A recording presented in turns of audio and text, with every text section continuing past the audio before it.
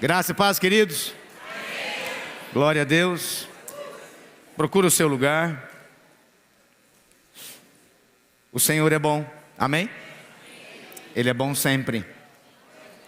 Senhor Deus Todo-Poderoso. Aleluia. Abra sua Bíblia em Romanos capítulo 12. Glória a Jesus. Alegria em estar aqui novamente. Fiquei uma semana fora, tive que me ausentar e quero dizer que os irmãos fazem falta. O ambiente do culto é algo que eu sinto falta de ouvir o barulho da oração dos irmãos, acredita? Porque há um termômetro. Louvar é muito bom. A vida da igreja acontece com louvor, com adoração.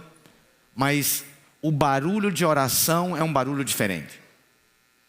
Barulho de oração, quando você começa a orar. Porque está acontecendo, né? Não sei se isso é no mundo. Deus tem livrado o Brasil disso. E é sobre isso que nós vamos falar hoje. Há muitas igrejas no mundo em que os cultos têm se tornado uma performance de um show. Por quê? Para atrair as pessoas. E as pessoas vão e elas ficam ali passivamente assistindo ao louvor e assistindo tudo aquilo que passa na igreja. Então o culto ele se transformou numa espécie de teatro, uma espécie de uma apresentação da Broadway, alguma coisa parecida assim. Os irmãos me ouvem bem? Amém? Fala, pergunta para o seu irmão, você está ouvindo o pastor? O que ele respondeu? Então tá bom, obrigado. Nós estamos testando esse equipamento, vamos ver se ele funciona. Glória a Deus. Se está bom para você, está bom para mim. E Deus tem nos dado no Brasil um ambiente diferente. Um ambiente de adoração e um ambiente de culto diferente do que nós temos visto no resto do mundo. Isso é uma oportunidade muito grande. É uma oportunidade gigantesca de quê? De estabelecer um padrão a ser seguido. Todas as vezes que você é radical em Deus, todas as vezes, você tem a oportunidade de estabelecer um novo padrão a ser seguido. Só um exemplo para você entender. Às vezes você nunca jejuou, e você então está em um grupo que nunca jejuou. E aí você jejuma um dia até às 6 horas da tarde. Jejuar até 6 horas da tarde é fácil, sim ou não? Não é. Talvez para quem já está na caminhada jejuando, não tem tanto problema, não vai ter muita dificuldade. Mas jejum sempre é jejum. Jejum sempre é uma guerra. É exatamente no dia de jejum que aparecem as comidas que você mais ama. É naquele dia que alguém aparece lá com aquele negócio e fala, toma! E se você faz um jejum até 6 horas, no momento em que não tem ninguém que jejuma assim, as pessoas vão olhar e falar, uau, eu também preciso fazer isso. Depois, se você já fez isso, se você faz um jejum de 2 dias, ou 3 dias, ou uma semana, você sempre eleva o padrão a ser seguido. Deus tem nos dado graça para ter ambientes de louvor e adoração, onde nós temos oferecido culto a Deus. Não temos o menor propósito de estarmos aqui reunidos para ter uma apresentação super mega bacana, com músicos, cantores e todos eles cheios de técnicas, cheios de tecnologia, porque precisam de entreter você. Que Deus nos livre disso. Nós queremos construir um ambiente de adoração. O palco, aqui o púlpito, não é o lugar da arte, não é o lugar da oratória, não é. Aqui é o lugar de ensinar como se louva, é o lugar do ensino, é o lugar onde músicos, cantores são adoradores de Deus, são aqueles que invocam o Senhor, são aqueles que têm dedicado as suas vidas, e a principal função dos ministros de louvor e dos músicos é ensinar, levando a igreja a adorar genuinamente a Deus, e não apresentar uma música bonita que satisfaça a sua alma e te deixe bem no ambiente agradável. Porque música em si mesmo não tem poder algum, e se tem algum poder, ele é extremamente reduzido. Porque se tivesse poder, era simples, bastava colocar uma música bacana para alguém e ela seria curada da depressão, a tristeza iria embora e coisas assim. Mas não é isso que acontece. Deus tem nos dado chaves. Alguém diz amém? Amém. Glória a Deus. Eu quero hoje, desde o início do ano, nós estamos em uma maratona juntamente com o pastor Aloísio. O pastor Aloísio resolveu fazer algo inédito, que eu em 35 anos de igreja nunca tinha ouvido falar. E com certeza isso vai virar um material muito bom. Muito bom. Porque nós estamos fazendo isso, mas isso vai ser escrito, vai ser documentado em algum momento. Ele está fazendo uma mentoria de 1 ano, todos os dias com os pastores, obreiros e aqueles que têm chamado a pastor na Igreja Videira Brasil e no mundo. Então, todos os dias, de segunda a sexta, às 13 horas, nós estamos conectados com o pastor Aloísio e com o Conselho Apostólico. Para quê? Para ouvir o que ele tem a dizer, para ouvir a mensagem. E ele está nos ensinando. É um treinamento específico para pastores. Ele está passando conselhos, princípios, orientações que ele aprendeu ao longo da sua vida. A Igreja Videira começou com o pastor Aloísio em Goiânia com um grupo de 40 pessoas. E hoje nós somamos perto de 200 mil pessoas em 30 países. Isso é um crescimento muito expressivo. Não se vê muitas obras assim. Deus nos deu chaves, nos deu unção, nos deu graça para pregar, para lançar a rede e literalmente arrancar pessoas do inferno e transportá-las para o reino de Deus. Você faz parte disso. Alguém diz amém? Glória a Deus, aleluia. Então eu quero ler com você. Abra sua Bíblia e também projeta, se você prefere o telão, não tem problema. Romanos capítulo 12.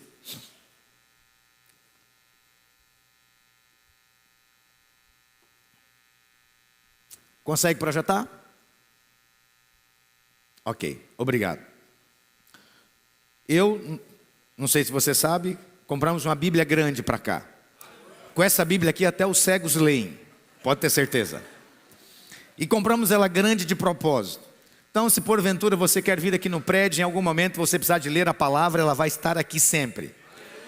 Mas tem um recado aqui no início. Deixa eu ler esse recado. Está escrito assim: esta Bíblia pertence à Igreja Videira Vila Mariana. Favor não levar para casa. Bom? Obrigado. Só um quebra-gelo, né? Amém. Diz a palavra de Deus assim em Romanos 12: rogo-vos, pois, irmãos, pelas misericórdias de Deus, que apresenteis o vosso corpo por sacrifício vivo, santo e agradável a Deus, que é o vosso culto racional. Vamos orar. Posso ouvir a sua oração? Posso perceber você intenso diante de Deus, clamando a Ele por revelação, graça e luz? Amém. Ora, abre a sua boca, declara, profetiza, chama a existência. Pode orar alto, pode ser intenso. Nós estamos numa reunião especificamente para isso.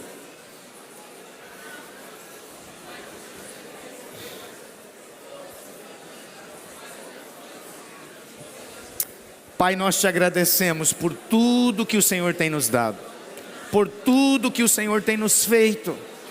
Te damos graça por chaves, oportunidades, privilégios.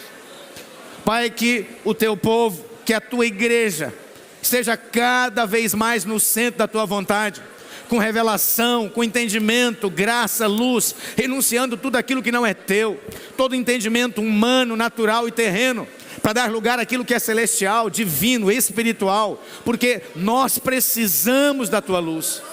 Em nome de Jesus nós declaramos um ambiente de fé, um ambiente de luz, de revelação, graça e entendimento. em nome de Jesus. Alguém diz glória a Deus? Aleluia. Aqui nesse versículo, nós temos Paulo, ele dizendo, escrevendo aos Romanos, e ele está rogando, está falando, olha, eu falo isso para você com todo o meu coração, é o que está dizendo aqui, eu rogo isso para você, que pelas misericórdias de Deus, você apresente o seu corpo, como sacrifício vivo, santo e agradável a Deus, que é o vosso culto racional. Culto é um trabalho. Eu tenho já falado fragmentadamente isso, por várias vezes, mas hoje eu gostaria de falar especificamente sobre isso. Hoje essa é a mensagem. Eu sempre falava alguma coisa, mas falava, essa não é a mensagem. Hoje essa é a mensagem. Nós vamos falar sobre culto. O que é culto? Para que serve o culto? Por que eu devo prestar culto? Isso são perguntas que precisam estar muito claras na sua vida. Há um mundo espiritual, você está inserido nele. Você é espírito, possui uma alma que moram em um corpo. Não tem como fazer uma separação, não tem. Eu, particularmente, eu espiritualizo tudo. Na minha vida não há coincidências. Sempre que alguma coisa acontece, ainda que ela seja muito complicada, eu falo, Deus, o que o Senhor está querendo fazer para me abençoar? Ainda que seja alguma coisa complexa. Por quê? Porque a palavra de Deus diz que Ele é poderoso para fazer com que todas as coisas cooperem para o meu bem. Daqueles que são chamados segundo o seu propósito. Então, quando alguma coisa acontece, a minha única preocupação é, Deus, eu estou no centro do seu propósito? Se eu estou no centro do seu propósito, então eu estou em paz. Porque ainda que eu não entenda essa circunstância, ainda que isso seja algo complexo, ainda que isso seja uma tribulação, ainda que eu esteja no meio de uma angústia ou em um vale, a grande questão é, se eu estou no centro da vontade de Deus, se eu estou dentro do propósito de Deus, Ele vai fazer com que isso coopere para o meu bem e pronto. Uma vez que eu sei disso, meu coração pode se aquietar. Por quê? Porque Ele é fiel, a sua palavra nunca falha. Alguém diz glória a Deus? Então, o que é culto? De onde vem? Qual que é a origem do culto? Quando que isso começou a ser feito na Bíblia? Como que é culto? Como que nós vemos o culto no decorrer da história, na história das civilizações? Culto é algo, é um trabalho que é apresentado a alguma entidade ou a um Deus, e normalmente existem coisas que determinam o que é um culto. Existem pilares que definem que aquilo é um culto. Por exemplo, celebração. O que é celebração? É quando eu celebro alguma coisa. É quando eu coloco algo em um nível superior. É quando eu defino que isso é algo maior. Louvor, dar glória. Todas as vezes que você estiver dando glória a alguma coisa, não importa se é Deus, você está glorificando, você está cultuando. E na palavra de Deus está escrito que a Ele pertence toda a glória, toda a honra e todo o poder pelos séculos dos séculos. Ele é digno de receber toda a honra e toda a glória. Nós vemos na palavra de Deus, quando Deus cria o homem, Adão cai, ele peca, e ele é retirado do Éden, e a Bíblia fala dos seus 2 primeiros filhos, que eram Caim e Abel. Em um determinado dia, os 2 foram apresentar uma oferta. Aquilo ali foi um primeiro culto que aconteceu. A primeira vez que alguém vai se apresentar a Deus. Então, Abel, ele traz um sacrifício, ele traz uma oferta que era as primícias do seu rebanho. E Caim, ele trouxe talvez o melhor do fruto da terra. Mas a Bíblia diz que Deus se importou com a oferta de Abel. Que Deus recebeu a oferta de Abel, mas não recebeu a oferta de Caim. Por que que não? Porque Deus é um Deus de princípios. Fala para o seu irmão, Deus é um Deus de princípios. e os princípios que Ele mesmo definiu, Ele será fiel a eles. Mas por que Ele definiu esses princípios? Porque Ele é Deus. Por que é dessa forma? Porque Ele é Deus e Ele define como Ele quer, do jeito que quer, da forma que quer. Os parâmetros do princípio, Ele que definiu. Por quê? Porque Ele é Deus.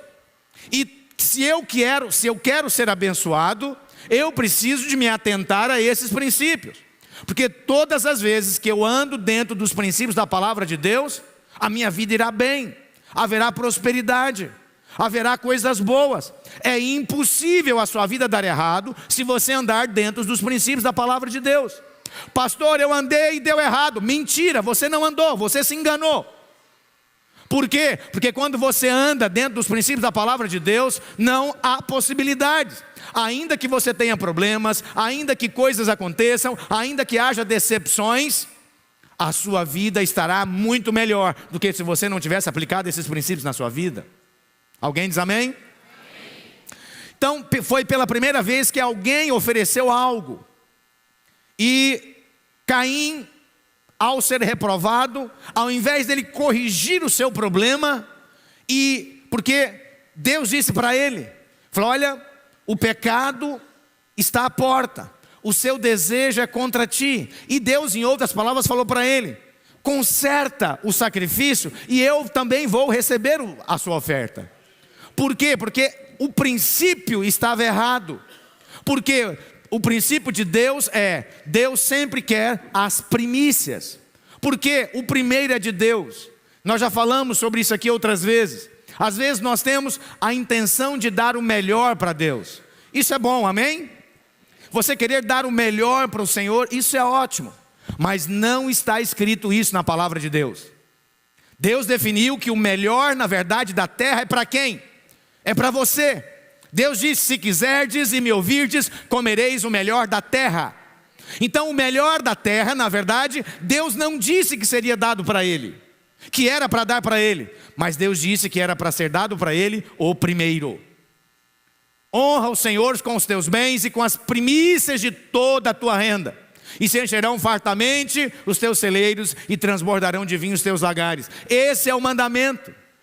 Esse é o mandamento. Se você colocar diante de Deus, se você dar a Deus aquilo que é primícia, com certeza você vai comer o melhor da terra.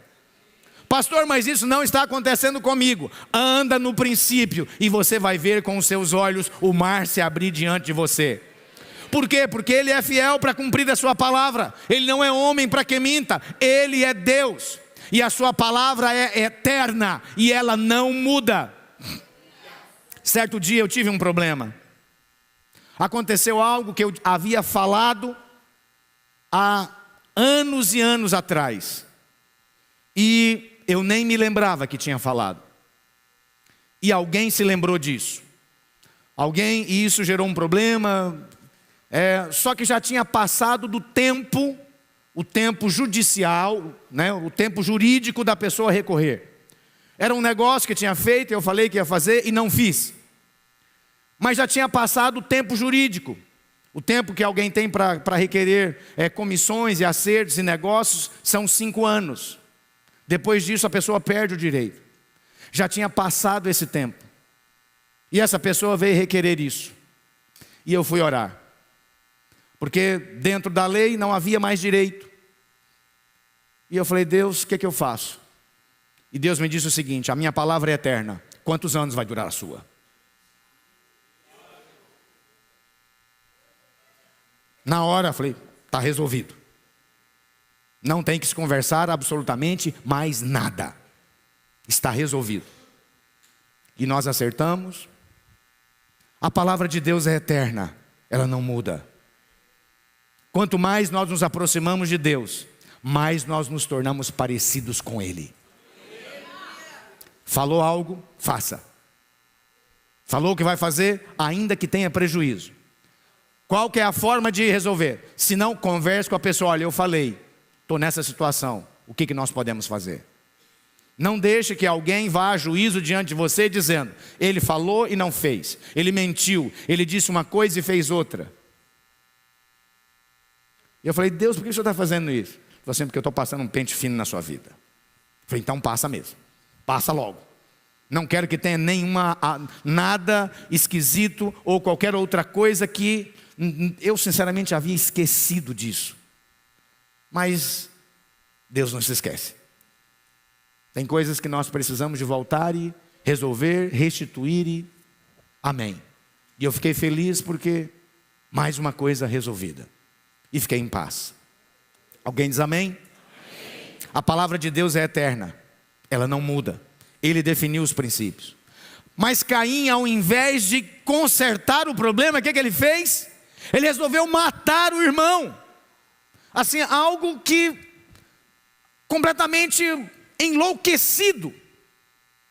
Há uma insensatez horrorosa. A pior, ao invés de tentar resolver o problema, ele criou um maior. Isso é quando as pessoas agem com base nos seus sentimentos. Você precisa prestar muita atenção quando você for fazer algo que a motivação disso for sentimentos. E entenda o que eu vou falar agora. A vida sem sentimentos é muito ruim. É uma vida meio preto e branco. Os sentimentos, eles dão cor à vida. Mas quando você é dirigido pelos seus sentimentos, você abre mão de algo que Deus te deu chamado inteligência. E você se torna alguém que age por instinto. Animais agem por instinto. Homens não deveriam agir por instinto. Por quê? Porque Deus deu domínio próprio para um homem, para uma mulher. Então não haja debaixo de pressão sentimental. Por quê? Porque a maioria das vezes que você age debaixo de uma pressão de sentimento, e principalmente se isso é um sentimento de morte, baseado em vingança, rejeição ou qualquer coisa parecida, vai dar errado. Então não faça nada, espere. E saiba disso, o sentimento ele é desprovido de inteligência. E Deus te deu inteligência. Deus te deu capacidade de análise. Caim, ao invés de simplesmente ser alguém, exercer a lógica, porque Deus também te deu lógica. Deus também te deu capacidade de análise dos fatos. Ao invés de exercer a lógica e resolver o problema e ser aceito por Deus, fazer o sacrifício e a oferta do jeito que Deus queria, ele resolveu agir com base no sentimento de quê? Da rejeição, da mágoa, do rancor, do ódio, e ele mata o seu irmão. E isso fez com que a geração de Caim entrasse por um caminho horroroso, de guerra, de morte, de assassinato. A geração de Caim, ela fez instrumentos de guerra. Ela criou instrumentos que serviam para matar pessoas. Mas Deus levanta uma outra geração através de um outro filho, chamado Sete. Sete teve um filho que se chamou Enos. E através de Enos, começou a existir uma geração de pessoas que começaram a invocar o nome do Senhor. Foram os primeiros crentes, os primeiros adoradores. Ali começou o culto. Eles começaram a invocar o nome do Senhor. E sobre invocar, tem uma passagem na Bíblia que diz: todo aquele que invocar o nome do Senhor será salvo. Alguém diz amém? Amém. Glória a Deus. Na humanidade, na história das civilizações, não existe documentado uma única civilização que tenha sido encontrada em que não houvesse culto, que não houvesse deuses, que não houvesse invocação. Não tem. Ainda nas tribos pequenas, mais longínquas, espalhadas por toda a terra. Ao prestar atenção ali, sempre existe um altar de culto, um altar de adoração, sempre há uma crença. Isso, qual que é a conclusão que nós chegamos a isso? O ser humano, independente de tribo, cultura, conhecimento, nível financeiro, social, psicológico, etc., ele foi construído para adorar a Deus. Ele foi construído para prestar culto. Por quê? Porque isso está dentro do seu DNA espiritual. Ele, o homem, é espírito. Você é espírito. E você é atraído por aquilo que é espiritual. É simples. Porque nós fomos construídos para nos relacionar. E somente seres de espécies semelhantes podem ter comunhão. Você pode ter um cachorro que você ama, pode ter um gato que você gosta muito, mas você jamais vai ter comunhão com um cachorro. Por quê? Porque vocês são seres de espécies diferentes. E se o seu cachorro falasse, você teria outro conceito sobre ele. Porque você chega lá, fala um monte, e ele não fala nada. Se ele falasse o seu idioma, você ia descobrir que ele não era tão amigo assim. E porque nós somos espíritos, nós somos atraídos pelo que é espiritual. O homem é atraído pelo eterno. Por quê? Porque ele é eterno. Você é eterno. A sua eternidade começou no dia que você conheceu o Senhor Jesus como seu Salvador. Você começou a construir esse processo, esse caminho de eternidade. E há um mandamento claro. Para quê? Para que nós ofereçamos o nosso corpo por sacrifício vivo, santo e agradável a Deus, que é o nosso culto racional. Culto não é para ser assistido, culto é um trabalho, culto é um serviço a ser prestado. No Velho Testamento, a participação do povo no culto era muito limitada. Por quê? Porque a forma que eles faziam, a igreja, do Velho Testamento, era o tabernáculo, ou o templo de Salomão. E ele tinha uma parte, que era a parte do átrio. Ali era o lugar onde a multidão, onde as pessoas elas vinham. E elas traziam a sua oferta para ser oferecida pelos pecados. E a partir daquele momento, uma vez feita a oferta, o sacerdote cuidava do restante. O sacerdote era o responsável pela atividade no culto.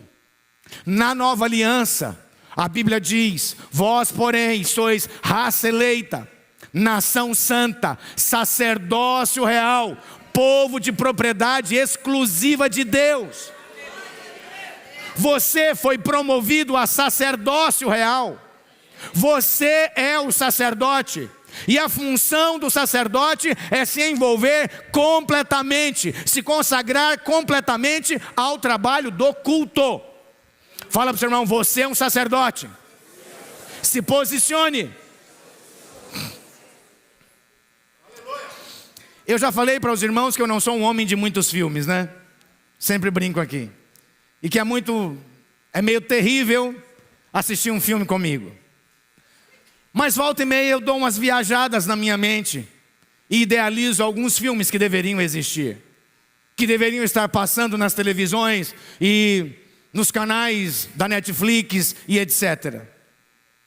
E certa vez eu comecei a meditar sobre isso, comecei a pensar sobre isso, e me veio algumas coisas e eu queria compartilhar isso hoje. Mas isso é como uma parábola, é como um filme. Certa vez Paulo, ele estava escrevendo aos Coríntios e ele falou sobre algo que deu um estalo. Paulo, ele estava escrevendo na igreja de Coríntio e havia ali em Coríntio 2 irmãos que entraram na justiça um contra o outro. E Paulo, ele fala, ele é muito duro, é muito direto, ele fala: isso é uma completa vergonha e derrota para vocês. Porque vocês são santos e vão diante de um juízo iníquo para julgar a causa de vocês. E ele fala: não há entre vós nenhum sábio que pudesse fazer esse julgamento. E isso é uma completa vergonha para vocês. E ele fala algo: não sabeis vós que é a vez de julgar os anjos? E não fala mais nada. E eu falo: julgar anjos? Paulo, ele tinha um nível de revelação muito alta e que não foi escrito. Por quê? Porque Deus falou para não escrever. Ele disse que nunca subiu ao coração humano, nem passou pela mente humana, o que Deus tem preparado para aqueles que o amam. Mas em seguida ele fala: mas Deus nolas revelou pelo seu Espírito.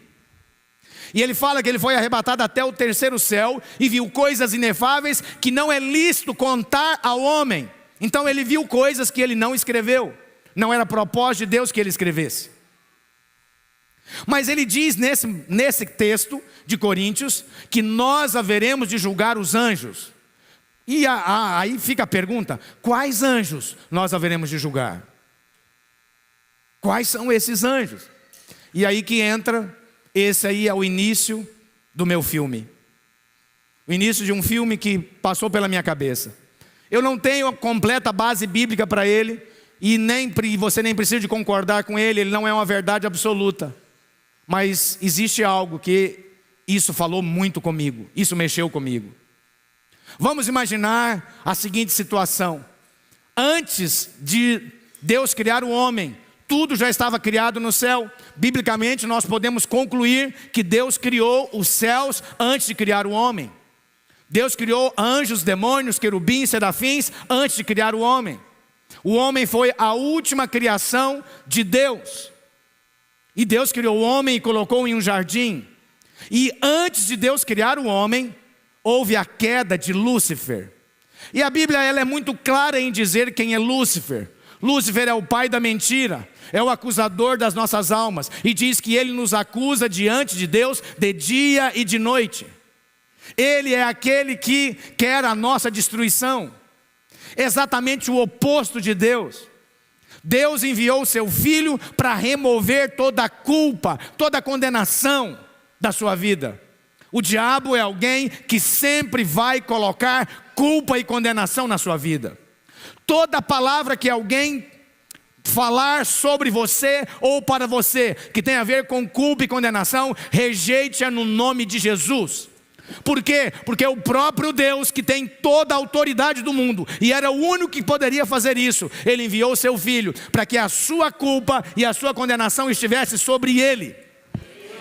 Então jamais aceite qualquer palavra de alguém que venha para a sua vida de condenação ou de culpa. Também não aceite nenhum pensamento errado. E o casamento é um lugar excelente para você treinar sobre isso, né? Você tem a oportunidade de treinar isso todos os dias. Alguém casado aqui? Alguém que quer casar aqui? Alguém que não quer casar e nem ficar casado? Como é que é? Alguém aqui que não está em nenhum dos dois grupos? Alguém quer ficar solteiro aqui? Deixa eu ver. Que Deus te dê graça. Amém. Alguém quer ser como Paulo? Fique em paz. E às vezes a chapa esquenta no meu casamento. E a minha esposa, ela às vezes quer vir me falar umas verdades. E ela fala: eu preciso falar umas verdades. Ela fala: fica tranquilo, Deus já me disse todas elas. Eu estou com a verdade eterna de Deus. Eu sou justificado, abençoado e amado. Há alguma verdade mais que você queira me falar? Seu crentinho. E tem algo que eu tenho aprendido: a nunca liberar uma palavra de culpa ou de condenação sobre a minha esposa. Porque Deus não faz isso. E Deus disse que eu devo amá-la como Cristo amou a igreja. Se tem algo que você não vai ouvir, é uma palavra de culpa e de condenação de Cristo sobre a sua igreja. Às vezes as mulheres têm umas emoções assim que, né? Hora que chega naqueles dias terríveis, meu Deus. O negócio vai, né, de um extremo, do Oriente ao Ocidente em 10 segundos. Eu me lembro que quando tinha meus filhos, quando eu comecei a ter revelação sobre isso, até a forma de educá-los mudou. Porque às vezes a criança fazia uma arte, eu fazia exatamente como a Bíblia manda. Hoje parece que não pode fazer mais, os irmãos não fazem como a Bíblia manda, né? Porque a Bíblia diz o seguinte: a estultícia está no coração da criança. Estultícia quer dizer malandragem. A esperteza, a malandragem está no coração da criança. Mas a vara vai tirar a malandragem de lá. É o que está escrito. É o que está escrito. Faça como você quiser. Viva, eduque os seus filhos como você quiser. Como eu já eduquei os meus, então já passou dessa fase. Quando os meus filhos eram criança, às vezes eles mentiam ou faziam alguma coisa, e eu pegava uma vara e ia educá-los. E eu cometia algo muito, muito errado, até que Deus me trouxe a palavra certa. O que eu fazia? Eu pegava uma vara e falava: seu mentiroso, né? Seu malandro, Aí Deus me falou que eu não devia fazer isso. Por quê? Porque eu estava declarando sobre o meu filho o que ele era. Isso eu não devia fazer. Eu falei, como é que eu vou fazer? Eu falei, já sei, Senhor. Você é alguém da verdade. Você não mente. Você é renascido. Você é uma criança de Deus abençoada e não pode fazer isso. E eu sempre tive o hábito de, quando educava os meus filhos, às vezes os corrigia, e eles estavam chorando, eu abraçava eles e falava, agora repete comigo. Papai bateu porque ama. Aí a criança, papai bateu porque ama. Eu estava abraçado ele, a minha esposa estava de lá, ama não, mama. Ama sim, o papai ama. Papai está aqui para te proteger, é o seu melhor amigo. Repete de novo. Papai bateu porque ama. Papai bateu porque ama. Você já viu esse filme em algum lugar? Glória a Deus. O Senhor é bom, amém? Quando você entende que você precisa ser um canal de bênção, você muda completamente a sua forma de se comunicar. Você tira, remove palavras de condenação e começa a liberar palavras de graça sempre. Se você vai dizer alguma palavra de condenação ou de culpar alguém, remova isso, porque isso não é o estilo de vida de Deus, muito pelo contrário. Culpar pessoas e arrumar culpados é um estilo do diabo, e é isso que ele faz com você diante de Deus de dia e de noite. Ele acusa você diante de Deus. Lá o seu filhinho, crentinho, safado, pecando de novo. É o que ele faz. E o que Jesus faz? Pai, fica tranquilo, o negócio é comigo, eu sou o advogado dele. Pode deixar que eu resolvo isso. E o que Jesus vai apresentar para o diabo? Isso não está escrito, é comigo, é só o meu filme. Vai apresentar para ele a carta de quitação, que ele já quitou toda a dívida. Está escrito, agora está escrito, que ele encravou na cruz toda dívida, toda cédula, toda nota promissória que existia contra nós. Pecado é algo espiritual. Quando você peca, você assina uma promissória de dívida. A única forma dessa promissória ser quitada é com o sangue inocente de Jesus Cristo, o Yeshua HaMashiach, o enviado de Deus, Cordeiro de Deus, que tira o pecado do mundo. Ele é Deus, o Deus encarnado, o verbo vivo que se fez carne e habitou entre nós. Às vezes alguém se ilude e acha que tem que fazer algo de bom para poder pagar algo de mal. Não existe essa possibilidade. O mundo espiritual, não há nenhuma atitude humana capaz de perdoar ou pagar pecados, porque pecado é algo extremamente caro. Quando você peca, a única possibilidade de você ter esse pagamento é através do sangue inocente do Cordeiro, Filho de Deus. É com fé nele, confessando o nome dele, buscando e invocando a ele, que você é salvo, que você é perdoado, redimido, lavado, justificado, abençoado. Alguém diz glória a Deus? Então o diabo estava no céu, Deus o criou. Tudo que Deus cria tem a sua assinatura. Deus é um Deus triuno, Deus Pai, Deus Filho e Deus Espírito Santo. A criação inteira está recheada da sua assinatura, da Trindade. Assim, a natureza inteira tem o selo da Trindade. A dimensão em que nós vivemos, eu chamo isso, eu defino assim, é uma dimensão definida por tempo, espaço e matéria. Todos esses três pilares são divididos em outros três pilares. O tempo, ele é dividido em passado, presente e futuro. O espaço, ele é dividido em largura, altura e profundidade.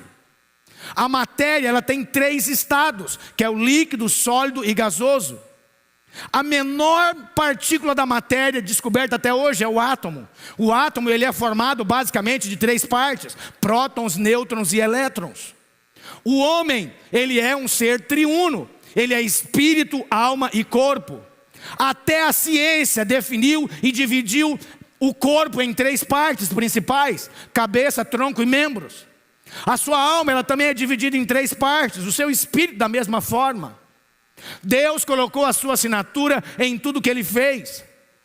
Deus criou a música é dividida em melodia, harmonia e ritmo. E a música já existia no céu. E provavelmente está escrito coisas nessa linha. Lúcifer era o responsável pelo louvor no céu.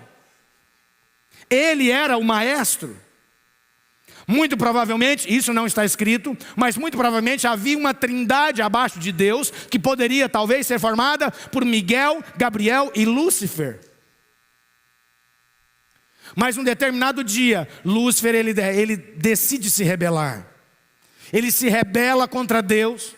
O seu coração se enche de inveja, se enche de cobiça, e ele quer ser igual a Deus. Ele se torna rebelde.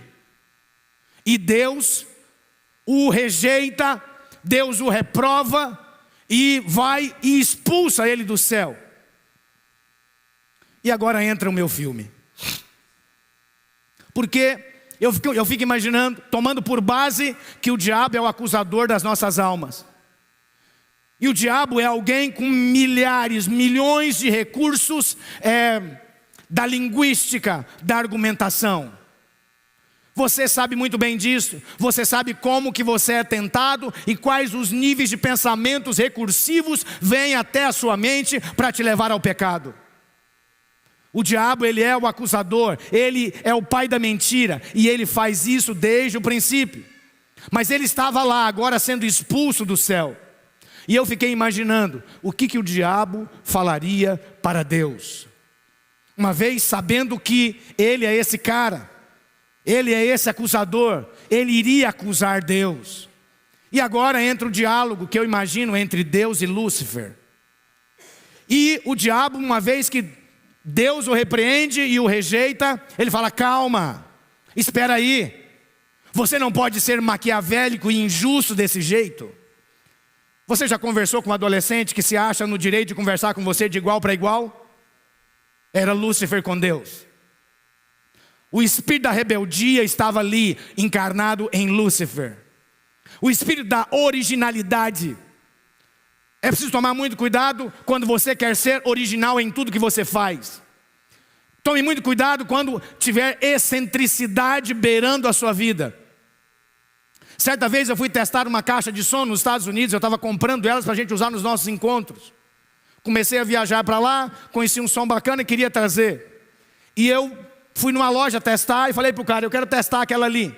Era uma caixinha bonitinha, benção. Naquela época, há muitos anos atrás, os nossos encontros, as caixas de som eram horrorosas. Era um negócio assim terrível. Só a graça de Deus para... Você falava glória a Deus no microfone e saía aleluia na caixa de som. Era um negócio pavoroso. Eu me lembro de um dia eu cheguei no encontro. Era um encontro que a gente estava fazendo num manicômio fechado. Alguém estava nesse manicômio? Só o sangue de Jesus tem poder naquele lugar. Ou lugar feio, horroroso e sombrio. E eu cheguei ali, o lugar era assim, era deprimente. E um som, assim, pior do que o lugar. Eu falei: meu Deus, seu rei não merece isso não, misericórdia. A primeira vez que eu viajei para fora, eu quis já trazer uma caixa de som para a gente usar nos nossos encontros. E aí eu fui testar a caixa de som na loja. E um cara super estiloso, tal, bonitão, tal, sacou o iPod dele, conectou na caixa e colocou um som.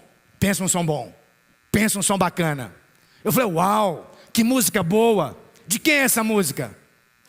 E ele me responde: essa música é do Prince. Eu falei: sangue do Cordeiro. Um endemoniado que canta por aí. Assim, o cara é tão endemoniado que ele escreveu Slave aqui no rosto. Era uma alusão ao empresário dele. Mas não tem jeito, ele na verdade era escravo do diabo. E ele falou um negócio que me arrepiou os cabelos. Ele falou: somente cara excêntrico faz música boa. Eu falei: entendi. E aí a gente vai, quem são os melhores músicos, os maiores pop stars que a humanidade já viu? Todos eles excêntricos. Michael Jackson, Lady Gaga, aquela outra lá, Western Man Winehouse, lá da Inglaterra. Todos eles espíritos luciferianos, na verdade. A excentricidade é uma característica de Lúcifer. Sabe o que é excentricidade? É aquele que diz, eu sou único. Eu quero ser único. Ninguém, eu quero ser diferente de todos. Isso não procede de Deus. E Lúcifer então começa a conversar com Deus e acusá-lo, dizendo, Deus, você é onipotente, onipresente, onipotente e onisciente. E Deus responde, eu sou. E Lúcifer então fala, bom, então se você é onisciente, você sabia de todas as coisas. Então, você sabia antes de me criar, que ao me criar, eu iria cair, eu iria me rebelar contra você. E Deus responde, eu sabia, Lúcifer. Então, você me fez para fazer parte do seu planinho maquiavélico. Você me criou para o fracasso. Você é mau, você sabendo do que ia acontecer, ainda assim você me criou.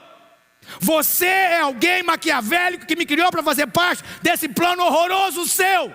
E agora você, usando da sua autoridade, quer me condenar. Eu imagino Deus respirando fundo. Ok, Lúcifer, você está errado. Mas vamos fazer algo.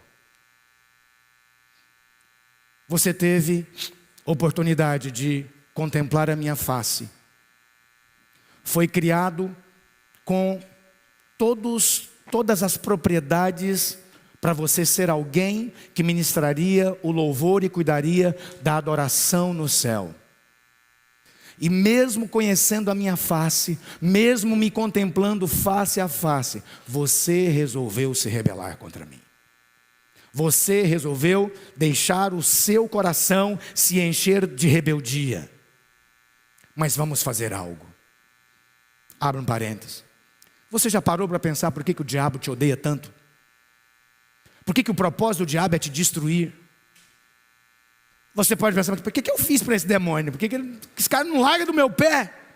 Está sempre querendo fazer alguma coisa para me atrapalhar. Querendo me levar para o pecado, para as drogas, para o álcool. Querendo destruir meu casamento, querendo roubar meu ministério. Meu Deus, que aracubaca. O que eu fiz para esse infeliz? E aí Deus diz o seguinte: tudo bem, eu vou fazer uma criatura que vai estar presa em uma dimensão chamada tempo, espaço e matéria. Essa criatura não vai poder contemplar a minha face como você contemplou. Aquele que contemplar a face do Senhor morrerá, está escrito. Ninguém, nenhum ser humano pode contemplar a face de Deus e permanecer vivo. Eu vou fazer essa criatura, ela vai ser infinitamente inferior a você. Não vou me manifestar a ela face a face. Vou apenas criá-la e deixá-la nessa dimensão. Ela terá um corpo de carne, um corpo frágil, que machuca, que quebra, que adoece e que morre.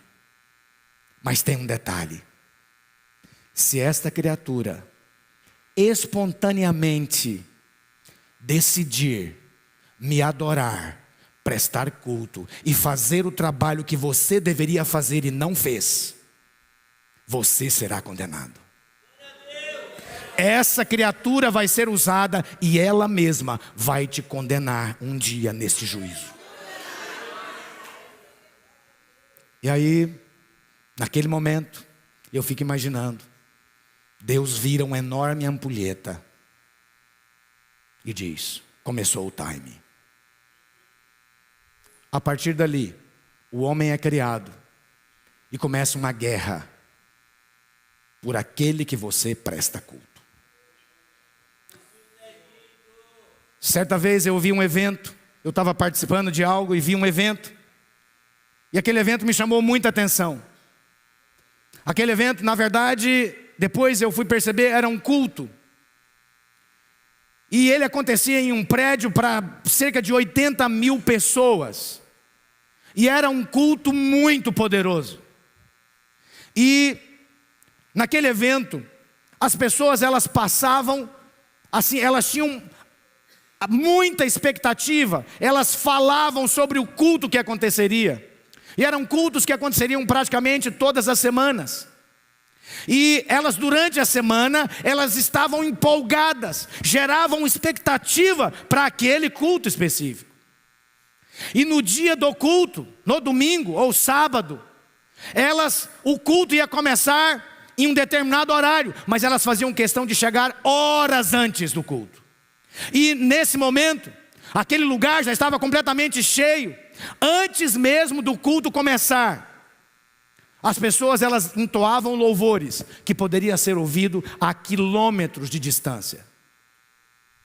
E também essas mesmas pessoas, elas faziam questão de contribuir financeiramente.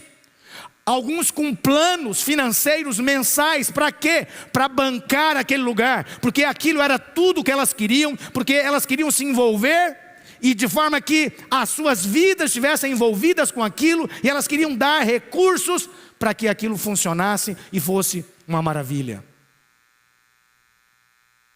E eu comecei a ver e aquilo me chamou muita atenção mesmo. Imagina um culto onde as pessoas 4 horas antes já encheram o prédio. E antes que o culto comece, elas já estão lá gritando, celebrando e exaltando. Você já começou a pensar, você já imaginou num culto assim? Já imaginou o nosso culto começar às 6, mas às 2 da tarde o prédio está completamente cheio? Já imaginou algo desse jeito? Por quê? Porque as pessoas, elas tinham fome daquilo. Aquele era um momento aguardado.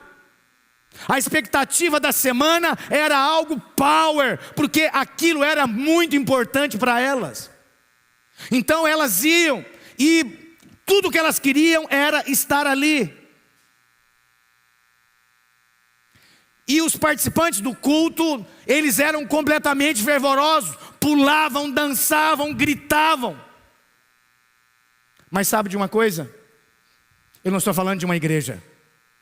Eu estou falando dos templos de futebol que existem espalhados ao redor do mundo, que são grandes lugares onde se presta culto. Pastor, eles só estão torcendo. Eles estão torcendo. Só que onde tem celebração e louvor é culto, não é torcida. Pode definir como você quiser, não tem nenhum problema. E eu não estou falando contra futebol, muito pelo contrário. Assista quantos futebols e etc. você quiser. E eu não me refiro especificamente a futebol, eu me refiro a qualquer outra coisa que pode roubar o lugar de Deus do culto.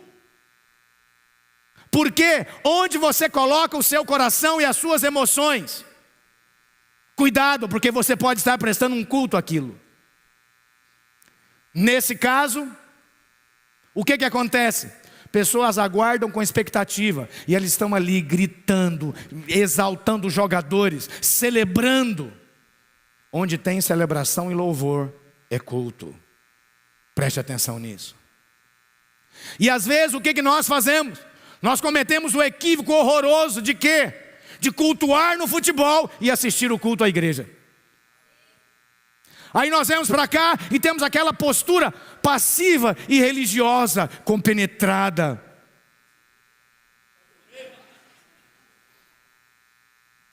E lá no futebol, lá você grita, lá você se esvaire, lá o negócio é uau, lá é o timão, pastor, você entende?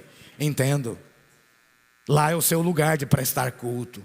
Aqui é o lugar que você vem para ser religioso, para quitar um pouco a sua consciência. Não misture as duas coisas.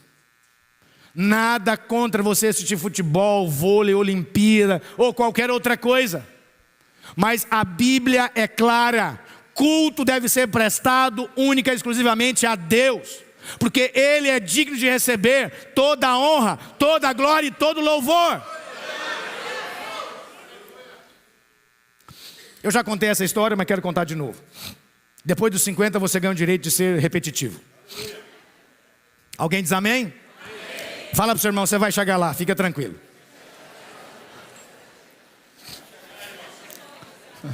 Alguém já chegou? Ó, então estamos juntos. Ó. Há um tempo atrás, há uns 15 anos atrás, teve um irmão que já estava há 5 anos na igreja, mas não era da videira ainda e veio andar comigo. Ele tinha algumas questões e eu falava, ok, tudo bem, vamos andar junto, tá? Benção, glória a Deus. Só que ele tinha uma característica que às vezes me incomodava.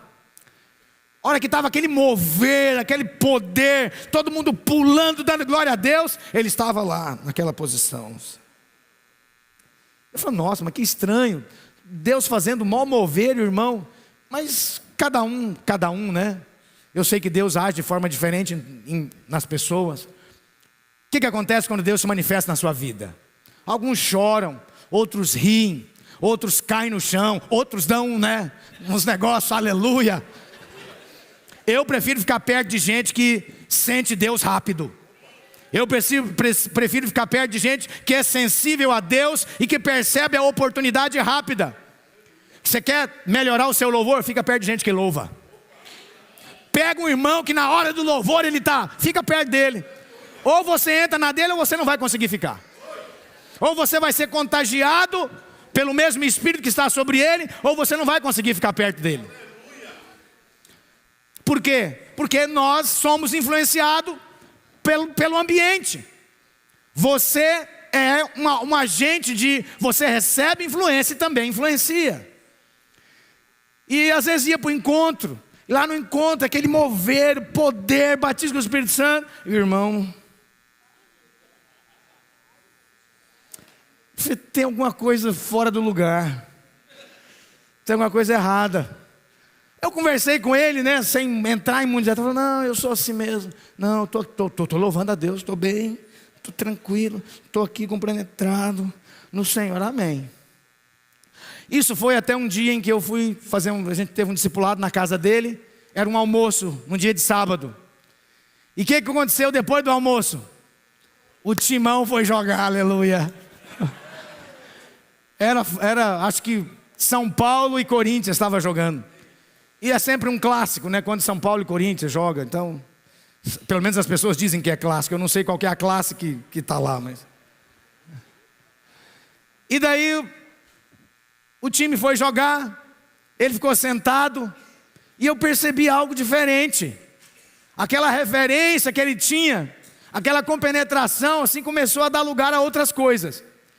Ele estava assistindo o jogo, mas eu estava assistindo ele. Porque eu fiquei, né? Falei assim, esse irmão, não sei, tem alguma coisa errada. E aí, o juiz marcou um pênalti para o São Paulo. E quando o juiz marcou um pênalti, eu falei, ai! Ué, mas o irmão é Slaudal, agora está... E aí, irmãos, você não sabe o que acontece.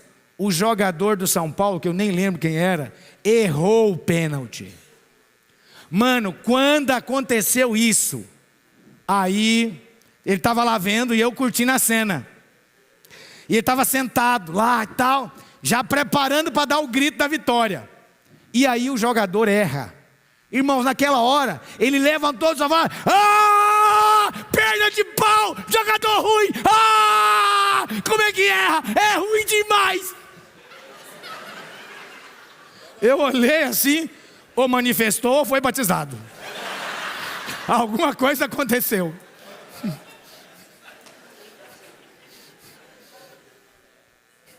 Não falei nada na hora, mas depois chamei ele para conversar. Expliquei para ele, falei, querido, você está invertendo os papéis. O lugar de você ficar passivo e assistindo é o futebol. A presença de Deus, ele é um lugar de reverência, está certo. Mas não é essa reverência que está escrito. A Bíblia diz que você precisa de apresentar culto, prestar culto com o seu corpo. E o que você estava fazendo, você está prestando culto ao seu time favorito. Irmãos, ele ficou tão em crise que ele passou alguns meses sem assistir futebol. Ele falou, eu não vou assistir televisão por 30 dias. Parou de ver. E futebol, acho que continuou. Sem ver por um bom tempo. O que eu quero dizer para você com isso? Nós precisamos de discernir o mundo espiritual de acordo com os princípios da palavra de Deus.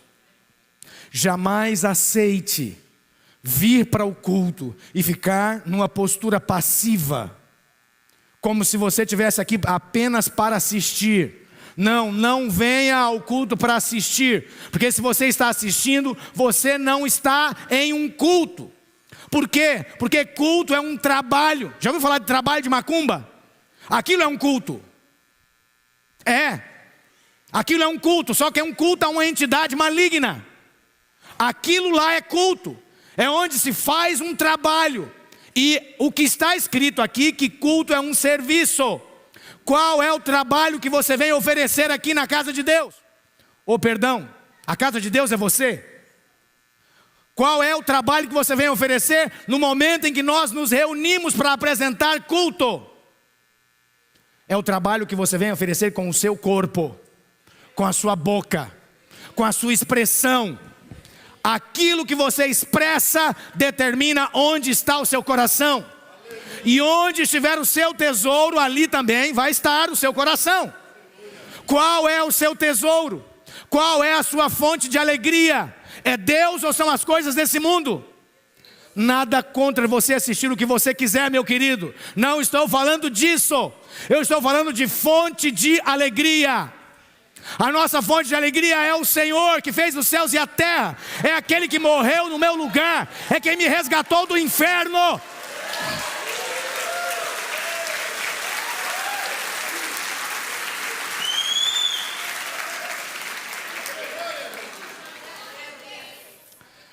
Quando chegar o momento do culto, prepara o ambiente. O que alguém faz na decisão de um clássico? Ele prepara o ambiente. Ele compra uma Coca-Cola gelada, está ali o limão, está ali aquela coisa. Antes ele já quer saber a história, os comentários. Ele se concentra para aquilo. Qual que é o seu nível de concentração que você tem para o nosso culto? Não saia da sua casa atrasado, brigando com a esposa e você me atrapalha, os meninos, Você vai chegar aqui até você entrar no mover, o culto já acabou. Pastor, o que eu faço? Separa tempo para você se consagrar ao culto. Você tem um dia na semana. Lembra? Por que nós cultuamos domingo? Na velha aliança era o 7º dia. Na nova aliança virou o quê? Virou o primeiro dia da semana. Jesus, ele sempre apareceu no primeiro dia da semana. Quando ele ressuscitou, não sei se, ele ficou 40 dias antes de ser assunto aos céus. E no primeiro dia da semana, ele aparecia. O que ele queria dizer com isso? É o dia de culto. É a primícia da semana. Consagre-se a isso. Você é um ser, você é um sacerdote consagrado às coisas de Deus. Quando vai ter culto, se prepara para o culto. Gera expectativa para o culto. Saia mais cedo de casa. Tira da frente tudo que te atrapalha e tudo que te distrai. Para a hora que você chegar aqui, você oferecer um culto intenso, de verdade. Um culto com todo o seu coração e toda a sua alma, com todo o seu ser. Por quê? Porque isso é a função de um sacerdote. Fala para o seu irmão, você é sacerdote. É sua obrigação apresentar culto. É o seu trabalho. Deus te chamou para isso. Quantos foram chamados aqui para serem sacerdotes? Glória a Deus. Cadê o grupo de louvor? Vou te dar mais uma oportunidade de cultuar a Ele.